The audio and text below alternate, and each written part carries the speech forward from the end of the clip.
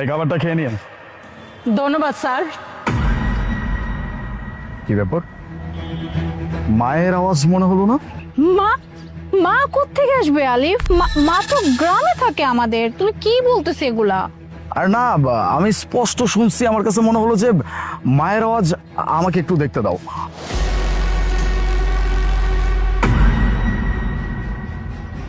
মা, মা এখানে এই অবস্থায় কেন?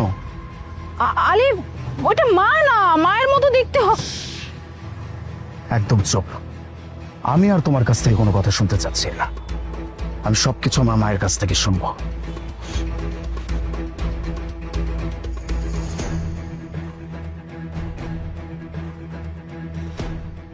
আপনি এইখানে এই অবস্থায় শুয়ে আছেন কেন? কি করবো বাবা, আজ 2-3 দিন ধরে কিচ্ছু খাই নাই তো, তাই শরীরটা অনেক খারাপ লাগতেছিল, তাই এনে ছায়া পায়া শুয়ে পড়ছি। আপনার ফ্যামিলি মেম্বার কেউ নাই?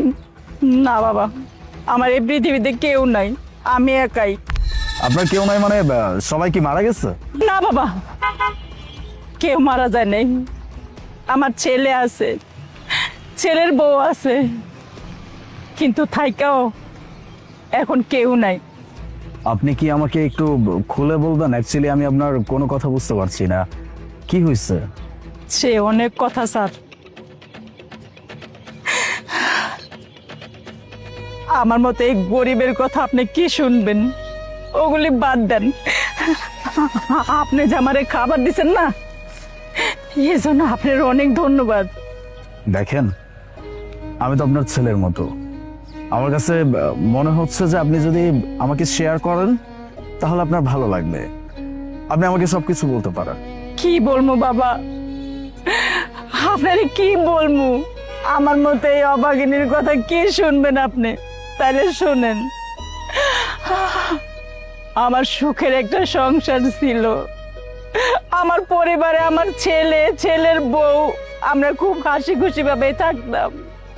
আমার ছেলের বউ আমারে খুব যত্ন করতো, ভালোবাসতো।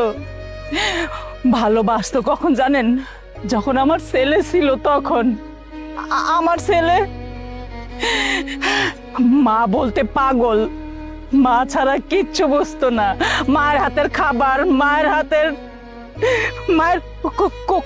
অফিস থেকে আসলে না, মায়ের কোলের ভিতরে ঘুমায় থাকতো। মা, ছেলে, ছেলের বউ নিয়ে খুব ভালো একটা পরিবার ছিল। মাঝখানে সামান্য একটু ঝড়ে আমার সংসারটা এলোমেলো হয়ে গেছে। সেই ঝড়টা কি জানেন?